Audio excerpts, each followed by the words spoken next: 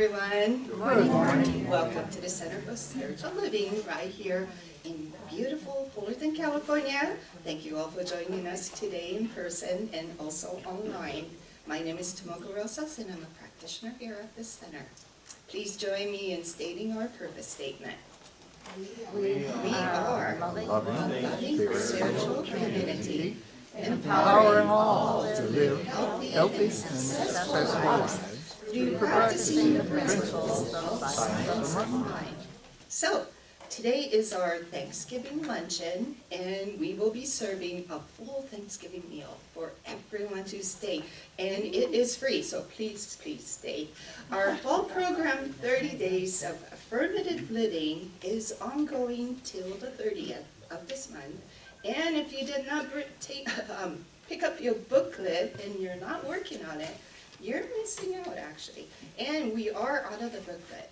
So if you like one, if you didn't get one yet, please let me know and I will print them out for you. Okay, and then starting today, personal declaration booklets for 2025 is out, and please fill them out, and if you like, drop it off to me at the welcome table and we'll seal it up and mail it back to you next year. The people who've been doing this for years, they know. They know. So talk to everybody that this is actually kind of magical. So put that to practice. All right, and then also calling all members and supporters of our center. Thank you everyone for your support for 2024. We do have our commitment cards out as well, and you know what to do, just fill them out and turn it in to me. And then the first, I think 17 people will receive a free little booklet. It's called The Magic of Tithing by Emma Fox. So first comes first served, so please turn it in. And calling all volunteers for our tree decorating. Can you believe it? It's already Christmas. And we will be decorating our Christmas tree next Sunday, and we need all the help that we can get. So please stay after service next Sunday. Okay, and consignment with the bookstore is still open. So if you are an artist or a crafter, please talk to me, and the opportunity for consignment is still open. Wednesday Spiritual Growth Support Group is ongoing weekly at 1 p.m. and that's free to anybody, so please join us for that. And Unexpected Income Club is doing great. Our goal for the end of the year is $25,000 and we're inching up very close. And remember, we only have 5 more Sundays to go, so keep us in mind. And that's going to be it from me. And I'm going to pass it on to Tommy.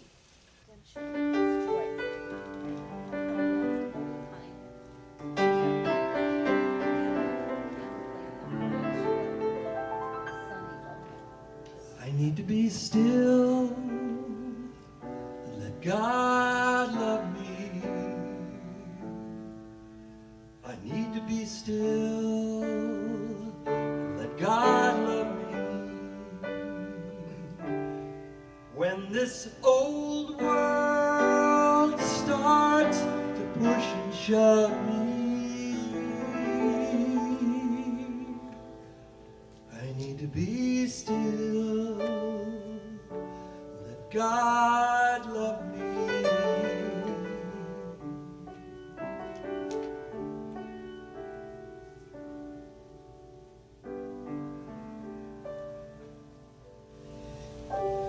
Good morning. Please join me in prayer, in knowing that the one presence is right here, right now. Divine intelligence, love, and beauty emanate from each one of us. As this indwelling essence is the glue that keeps us together as one. We are spirit manifested on this plane of existence. We are the hands and feet of God. And on this week of Thanksgiving celebration, I am grateful for this service, as I know it is made by each person that gives of herself, time and love. There are blessings for each one that made this service perfect. And let us now open our hearts and minds to receive today's message given by our beloved Reverend Dr. Bill Salisbury. And so it is. My name is Eva Castelo. I'm a practitioner at this Center for Spiritual Living in Fullerton. My reading comes from this book, The Sacred Art of Listening by Kay Lindahl. So page 122, Harvest Time, Listening with Gratitude. In the United States of the 21st century, many local communities of diverse religious groups come together to celebrate the Thanksgiving holiday. Some develop a special service with each spiritual leader taking a part.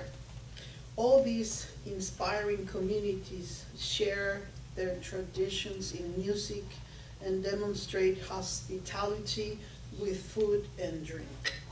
I love these moments. There's a quality about breaking bread together that also breaks down barriers between us. In a similar way, when I sit down next to someone unknown to me and just start talking, something wonderful happens. The one who had been a stranger, either because he or she looked different, dressed or talked differently, or worshipped in a different faith, soon becomes a friend. I discover we have universal concerns about life, about how we teach values to our children, about what we can do to promote harmony and peace where we live. The Supreme Patriarch of Cambodian Buddhists, Mahagoshananda, when asked for his thoughts about peace, said, "We are one. We are all in the same boat. The boat is planet Earth. How can we all live together as one while still maintaining our distinct traditions and beliefs? We start by listening to each other with gratitude. It can be as simple as a smile, a wave, or nod of greeting. It can be writing a letter to the editor or acknowledging your favorite author or columnist.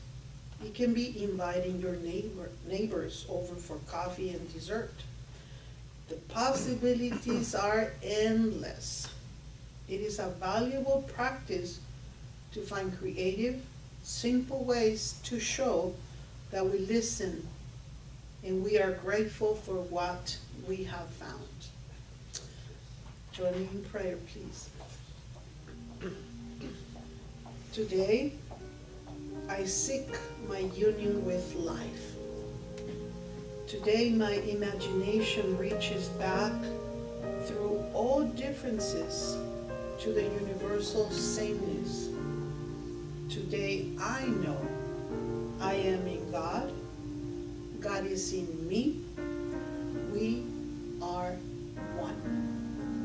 Today, as never before, I shall seek to sense this divine union of the soul with its source and all of people with the infinite. Knowing this is truth, I release my word into the action of the law. I let it be, and so it is. Thank you.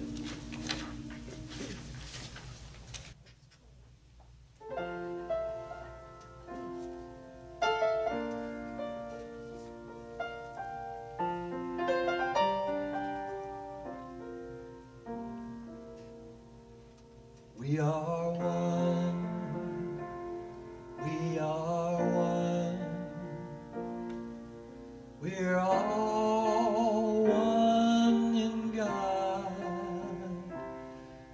We are one. We are one. We're all one in God. Beauty surrounds me, falling at my feet. I hear the calling of Spirit within me. We are whole. We are whole. We're all whole in God. We are whole. We are whole. We're all whole in God. Beauty surrounding, falling at our feet. We hear the calling, Spirit within me. We are love, we are love, we are all the love of God. We are one, we are one, we are all one in God. All one in God.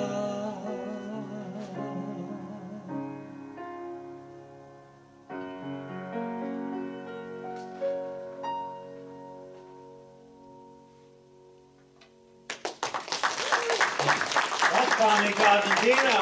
We are all one. Thank you. Good morning. Good morning. I am Reverend Bill Salisbury. It's going to be my absolute pleasure to chat for a while. So, we're still living affirmatively. It's November. We are still living affirmatively. Yeah.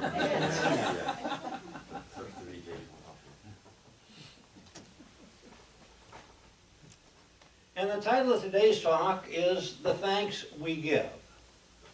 So, the good that we receive, the beauty that we see, the community that we feel, the love, the peace, the gloriousness of this life is all a direct result of the thanks we give. It's just been proven so many times that the more things we're thankful for, the more we receive of those things.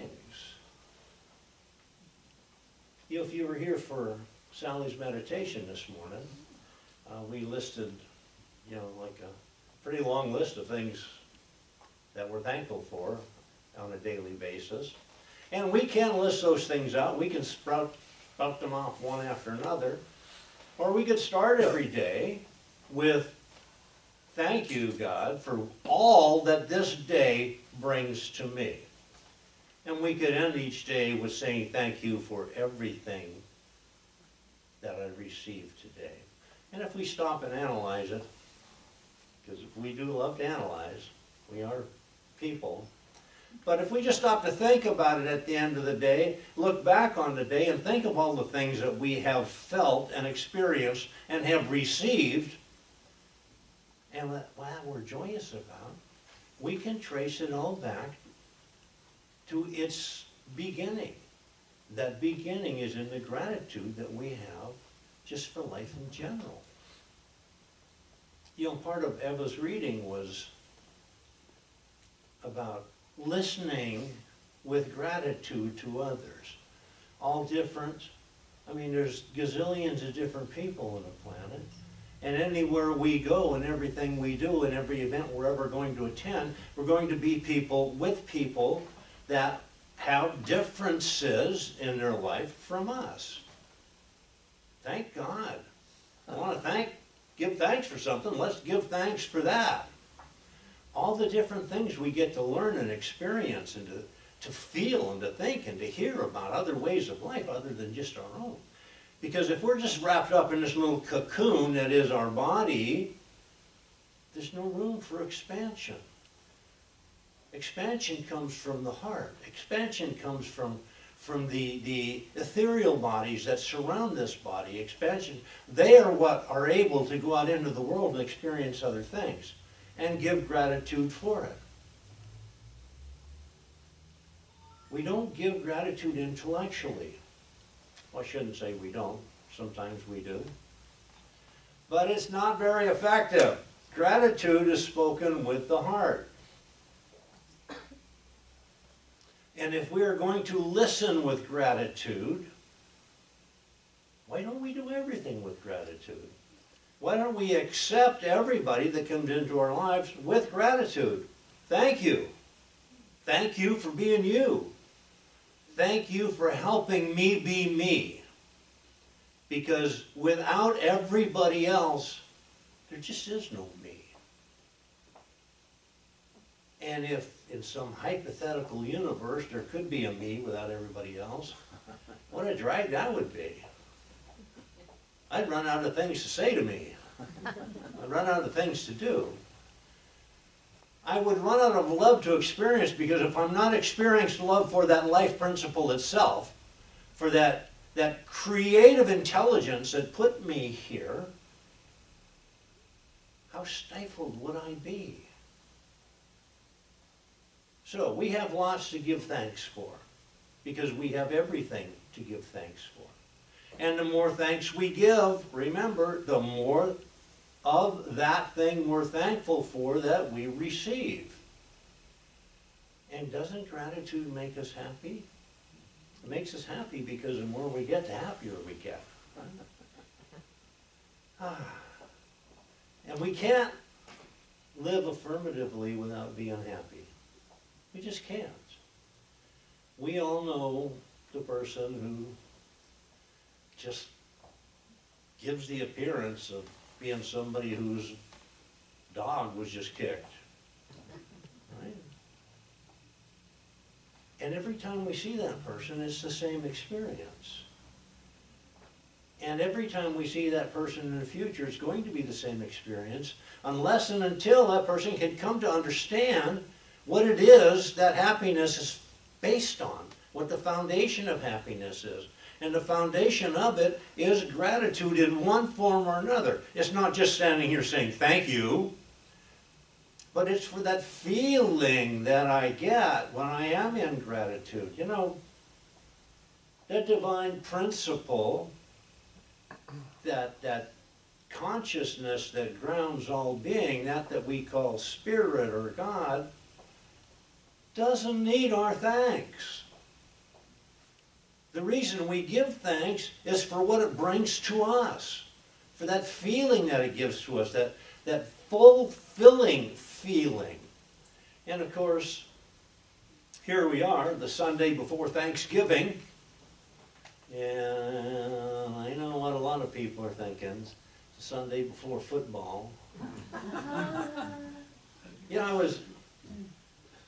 I was on a Zoom call yesterday, and it was facilitated by a gentleman in Mexico City, and there were quite a number of Americans on there, and he asked, genuinely he asked, so what is it that you're going to do on Thanksgiving? And I got to tell you, I could have left that meeting, because the answers were some variation on the following themes: eat, cook, drink, party, football. Sounds right. How far we've come. How far we've come from the days when the original Thanksgiving was to sit down with those who helped the pilgrims in this country survive that winter, without which they couldn't have. And I'm pretty sure right now there's a lot of ancestors of those natives who were wishing, man, I wish they hadn't been quite so kind to them. Maybe then I'm not going there. That's a soapbox that just takes me a long time to get down from. But Thanksgiving is so much more than that. And when we lose, I don't need this yet, but just in case you thought you were going to get away without this, because you know, we had a guest speaker last week and we didn't really get around to this. So now we've got 2 weeks worth to catch up on. Good thing I don't read everything out of these books, huh? Anyway, back to Eva's reading. You know, one of the arguably one of the most well-known Buddhists of our time, Thich Nhat Hanh, would have been the first to say to you, don't be a Buddhist. He would say, don't be a Buddhist. Be a Buddha. Just like the master teacher Jesus said, do what I do. See what I see, feel what I feel, know what I know. And there was no such thing as Christianity in those days, but if there was, he would have said, don't be a Christian, be a Christ. Because all the stuff that gets developed after the original idea, the original way that's shown to us by a real person, that's shown that we can do it, that it can be done, and make no mistake about it. If one person in history could do a miracle, everybody in history could do a miracle. Why don't we? Well, we do. Lots of them all the time. We just don't accept them or recognize them as such. And when we don't do the dramatic stuff like raising the dead, we don't think that those things are miracles. But they're all done by people who have that utmost faith in that divine intelligence. People who know that that power and presence, the one power that informs and drives everything that's ever done on this planet, that one power courses through our very veins. And it's available to us. Jesus never said, look what I just did. Make a note of that, would you? Miss Hadley, write that down. That's going to be in my autobiography. Yeah. You know, when the man with the withered arm came out and wanted Jesus to heal it, what did he say? Bring forth your hand.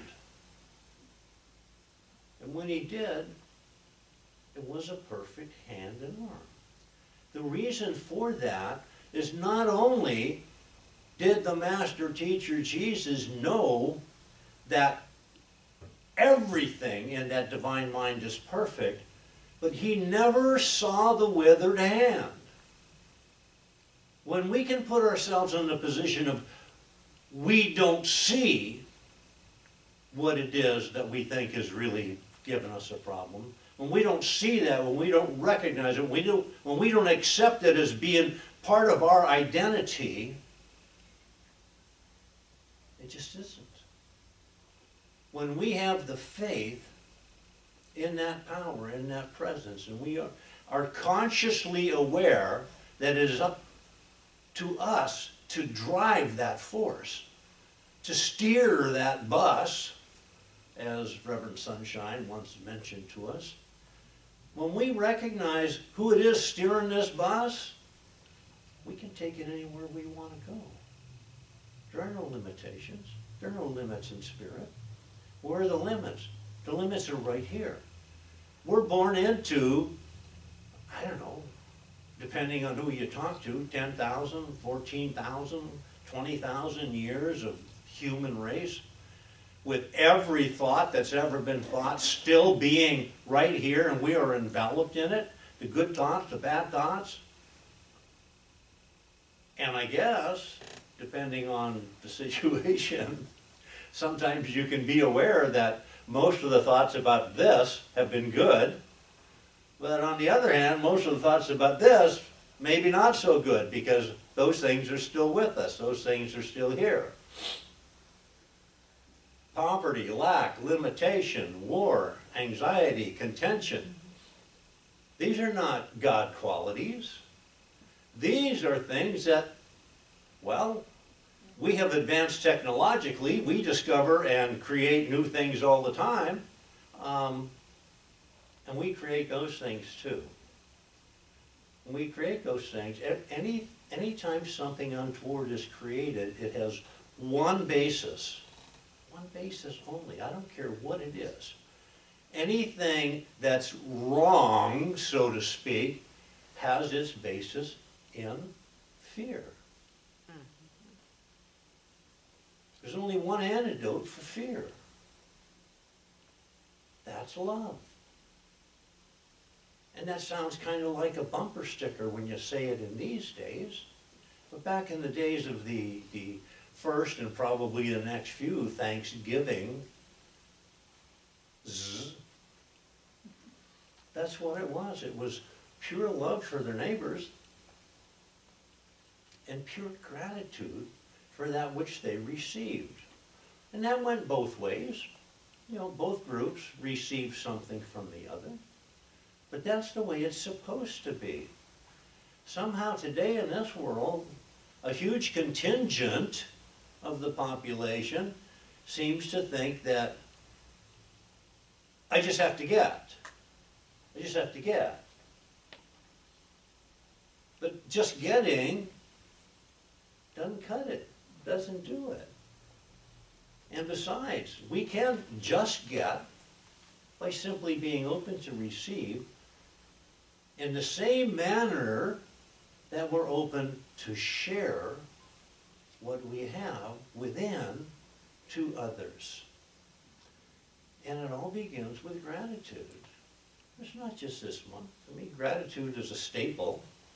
It's in our pantry all the time. It's one of those spiritual tools that we can just whip out at a moment's notice and have it take care of myriad things. And it's all because it's in gratitude for that life principle of which we are a part, and without which nothing would exist. So call it what you will. But it's gratitude that forms the basis for everything good that's ever going to happen to us. You know, back to this part about how we're all, you know, we love to analyze stuff and compartmentalize and, you know, have our ledgers, what I got, what I had to give up for it, blah, blah, blah. And yet we don't need a ledger if we are constantly in gratitude for everything that happens to us. And by way of showing that, we are constantly giving forth from within us that ray of sunshine, that ray of divinity, that spark of life, that goodness, that godness, that beauty and community, without which none of us can survive anyway. You know, it's a funny thing,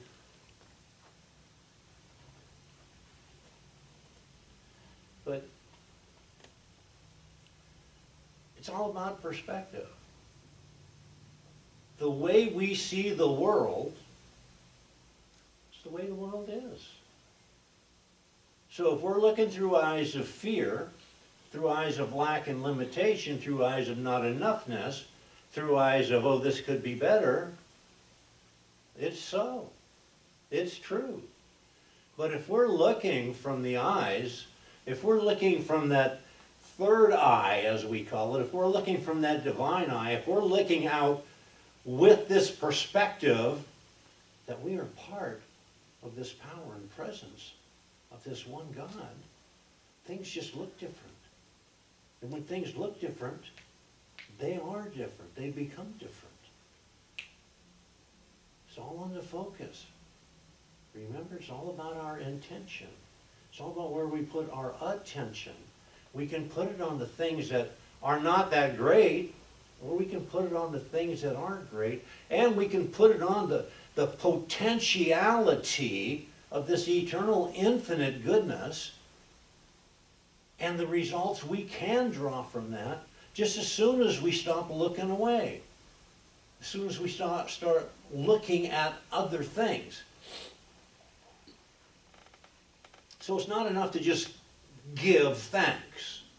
Because isn't that easy enough to do? You know, thank you for passing the salt. Thank you for the new car, Dad. Thank you for saving my life. Thank you for being a part of my life. It's not about giving thanks. It's about living thanks. Because to just say thanks for something, that's out in the ether, it's history, it's gone. But if we're living from that, if everything we do, because everything we think is tied up in gratitude for all that is around us, including everybody, even that guy 3 doors down, you know, that lets his dog come on your lawn. There is nothing in creation that is not created from the same substance. There's only one substance. There's only one being. There's only one life. So when we sing these songs about one life, it's not just a fancy line. And I know it's hard to get our heads around sometimes. How can we be one? Look at you. Look at me. We don't look anything alike. But it's not about what you look like. It's about the fact that each of us is made from that stuff, that substance of God, because that's the only substance there is. And in one fashion or another, everything is made of that. So if we're all made of the same stuff, inside, we are one. There aren't 2, there aren't 3, there aren't a selection. It's not push button C1 or D4. It's push button I am. Because that's the button that connects all of us. That's the button that leads directly to that internal makeup that is of our DNA. It's probably 99% of it is divinity. And yet somehow we go to great lengths to not be aware of that, to not recognize it, maybe even to stifle it and oppress it, and certainly not to be giving thanks for it. But just look around. If we're looking for something to be thankful for, all we have to do is open our eyes and look. Because everything there is was created for us. And we were created for everything else and everybody else. You know, in his work, 100 years ago, the Bohemian Homesick Blues, Bob Dylan had this line that said, "You don't need a weatherman to tell you which way the wind is blowing." We don't need tons and miles and bazillions of scripture, and we don't need ministers, preachers, gurus. We don't need all of this stuff to explain to us that there is just that one power and that one presence, and we're all part of it, and we all have access to it, and we can all put it to use for us. We don't need that. We can see it by looking around. We can see it by the examples that have been left for us by every saint and sage and avatar in every religion throughout the course of history. All we have to do is understand it's not them. It's that which is within them, which is exactly the same thing that is within us. So if we're really excited about what St. Teresa did, good, great, let's go just do that. Because all she did was channel all that energy into her divinity and come out the other side of it with the things that showed up in the world that she did. And we do all those things. When we do those things intellectually, there's a very good possibility they're going to fall a little bit short. The sharpest mind that's ever been has no idea what life is, how it got here, what it is, where it comes from, how it works. We get to see it around us all the time. We get to see the effects of life, but we don't ever get to see the cause of life. But if we just get out of our heads and we back up into our souls, each of our souls being some part, not independent, not different, not separated from it, being some part of that one soul, when we get into there and we operate by way of the cells, the brain cells in our heart, which is a scientific fact, but when we start thinking with the heart cells and not the mind cells, all the things that the mind says we can't do, we don't need to be grateful for, go away, because the heart knows better. The heart's operating, it's, what do we call them, the operating program, the, whatever it is, but the operating system of the heart is the soul. And when we're working from that, everything has to go according to divine plan. We are here by divine appointment. We are not accidents. We are not mistakes. Although sometimes you look around and shake your head and think, well, man, I don't know about so-and-so. However, that's not the case. All we have to do is open up our hearts and think from there instead of spending all that time on those mental processes. Remember A.A. Milne? Winnie the Pooh, yeah. So when Piglet, well, the way it said was, Piglet noticed that although his heart was very small, there was room for a tremendous amount of love coming from it. So yeah, it's just a little small organ, but it contains the entirety of the love and the beauty and the joy that there is, eternally and infinitely. Because we're just channels for that. We're channels for it. Right now it's coming through us. Another day, another time, it may be different. But while we're here on this planet, that's our charge. And that, if that's not something to be grateful for, I have no idea what is. So quickly, let's catch up on this. Yeah, sometimes I feel like I'm a $100 bill. You know, when we're born, we're just like a clean, crisp, newly minted $100 bill, aren't we? And then as the years go by, well, we spend parts of that here and there. And we just spend it, and we just spend it, and we just spend it. But if we're not grateful for our ability to spend that, which all by itself will keep us freshened up and reinvigorated and living in that light of divinity that we were meant to be living in, well then sooner or later, we've kind of spent it all. We're no longer a young, fresh, crisp, clean $100 bill, but, well, we're just about on our way back to the Federal Reserve, so to speak. And even that, there's no doubt in my mind, not a single iota of a doubt in my mind, that is going to be something to be grateful for. Because there's nothing that can happen to me that I should not have gratitude for. There's nothing that's going to happen to me. There's that spot within me. It's actually all of me, but we refer to it as a spot, a spark, a little place within me that truly is inviolable. That's that spot that all the contamination of day-to-day living on this planet can't reach, can't touch. That's that purity that came with me. That's that divine purity that is exactly 100% of what I am and who I am, only I've let conditioning cover up that sometimes. Because we have to function in this world.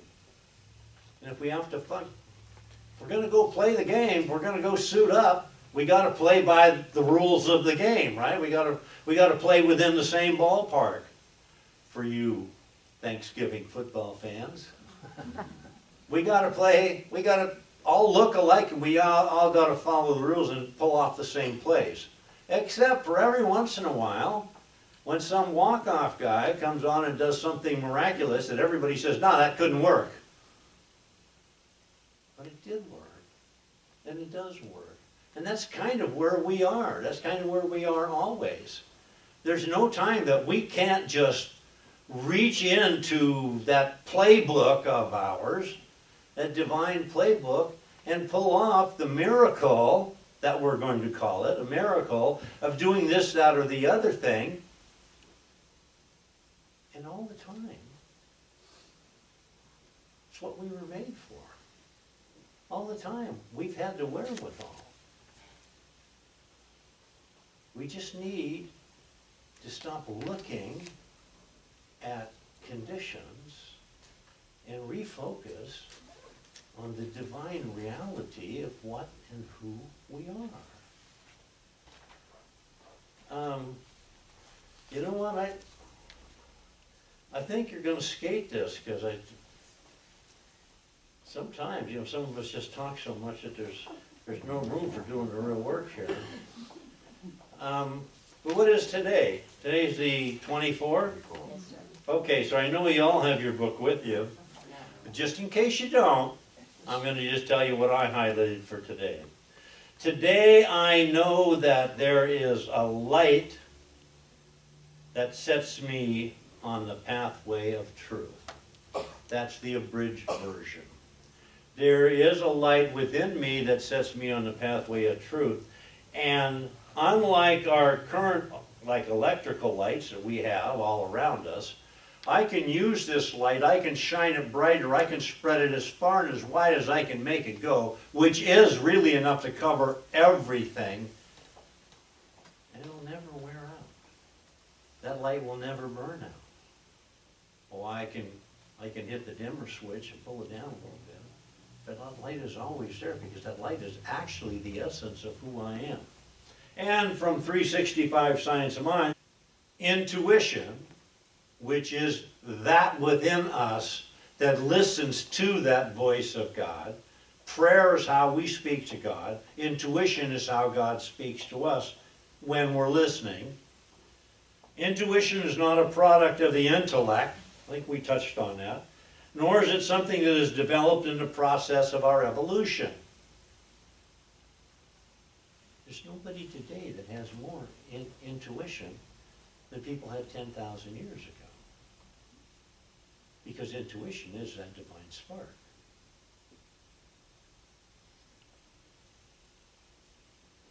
It is then a thing in itself.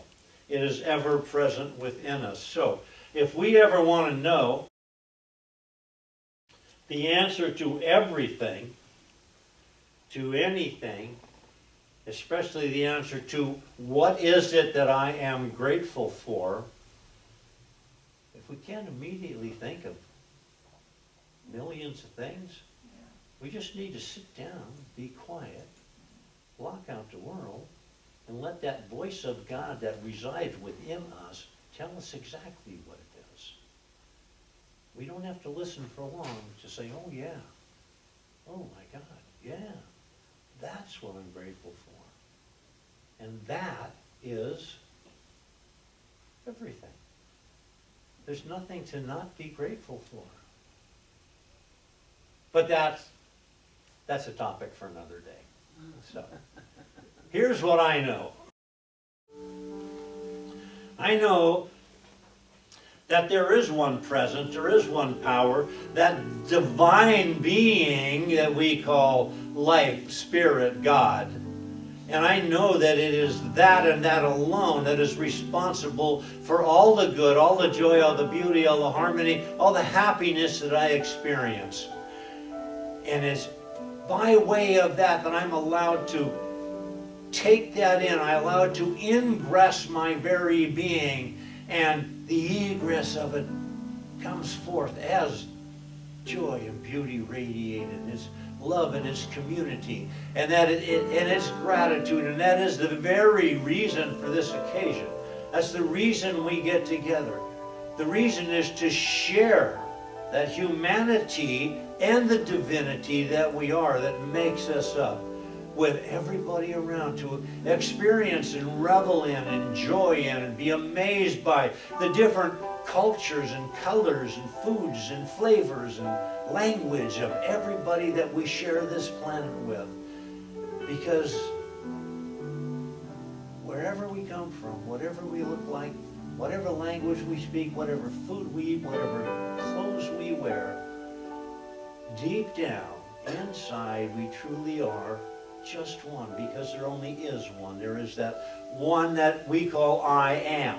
I am a divine expression, as is everybody I'm going to ever meet. And in this, we should relish the opportunity to share what is ours to share and to receive what is ours to receive from other parts of this one. And it's just with a grateful heart that I recognize this truth, that I realize that I am part of that super being, that infinite eternal light, as is everybody else, and I am so grateful for that. And it's with this heart full of gratitude that I just let this word go, knowing that this is the case. And so it is. So this is our opportunity to share our good and be grateful for our good, knowing that all of that good comes from that one source, God, and for this we are eternally grateful. Thank you, each and every one, for your continued financial support, because it is that support that allows this center to keep doing its viable work in the world. And for those not here but supporting from afar, thank you also. Meanwhile, we bless these gifts, these tithes, these offerings, knowing that they are given from the central core of who we are, which is God, made manifest on this plane. We send them forth to do their great work in the world with no strings and no conditions. So it is.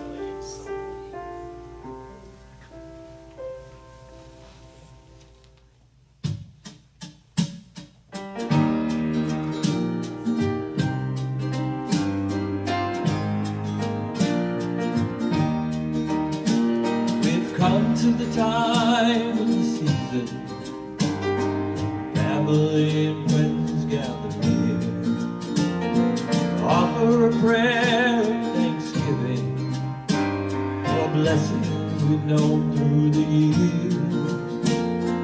Join hands and thank the Creator, and now when Thanksgiving is due, this year when I count my blessings, Lord, He made you. This year when I count my blessings, I'm thanking the Lord I'm with you. I'm grateful for the laughter of children, the sun and the wind and the rain, the color and life in your sweet eyes, side of a high-fallen train. Moonrise over the prairie, oh love that you made. Here when I count my blessings, I'm thanking the Lord He made. This year when I count my blessings, I'm thanking the Lord I'm with you.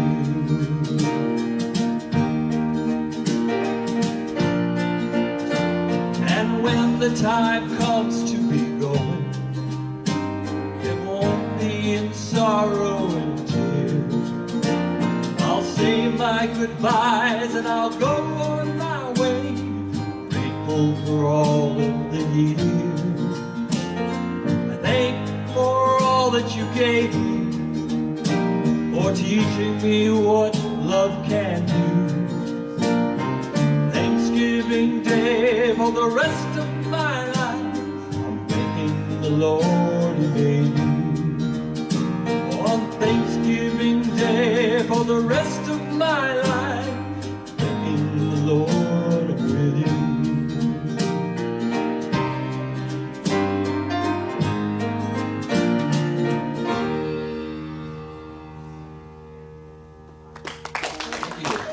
Tommy Cosentino, you know Thanksgiving Day is, well, it's every day.